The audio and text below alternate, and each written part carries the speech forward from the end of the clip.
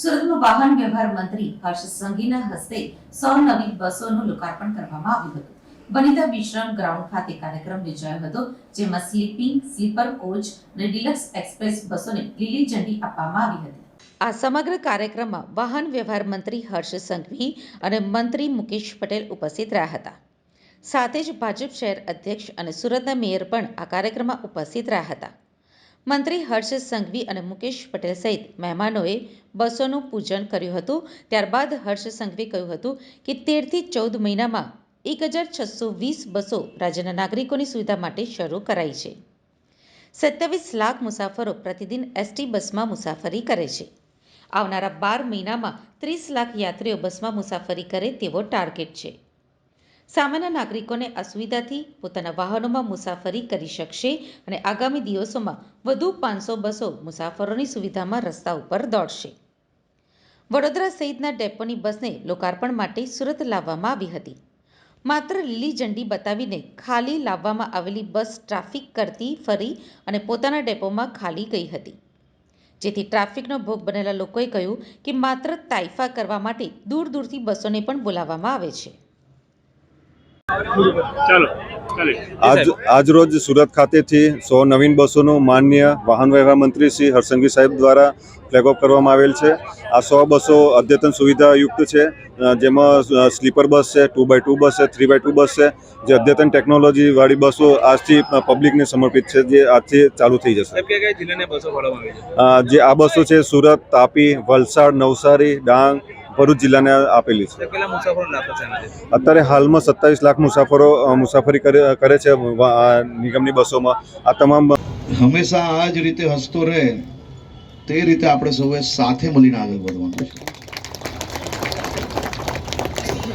તમારા ચહેરા પર ખુશી હોય એટલે રાજ્યના 27 લાખ નાગરિકો જે દરરોજ તમે જે બસ હાંકો છો, તમે જે બસની દેખભાલ કરો છો, એ બસમાં સવાર સાંજ પ્રવાસ કરીને પોતાના સપના સાકાર કરતા હોય છે.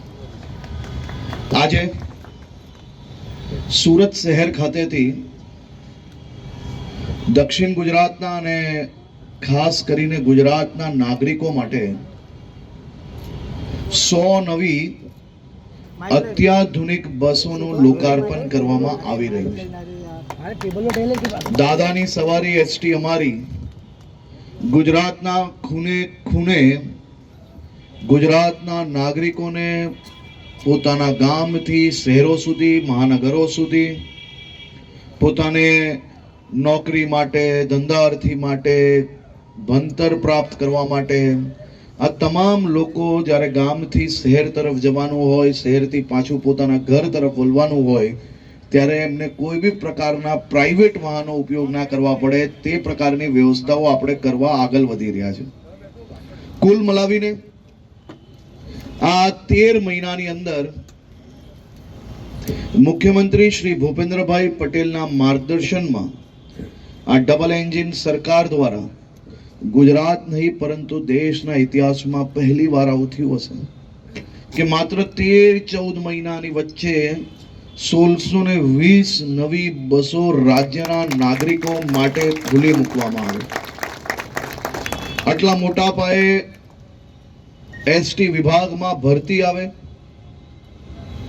અને એક સાથે એસટી વિભાગમાં માત્ર 14 મહિનામાં 25 લાખ પેસેન્જરની સામે આજે 27 લાખ પેસેન્જરો દરરોજ એસટીમાં ટ્રાવેલ કરે છે. એ એસટી વિભાગની સૌ ડ્રાઈવરોની, સૌ કંડક્ટરોની અને વિભાગના સૌ અધિકારી કર્મચારીઓની ખૂબ મોટી જીત છે.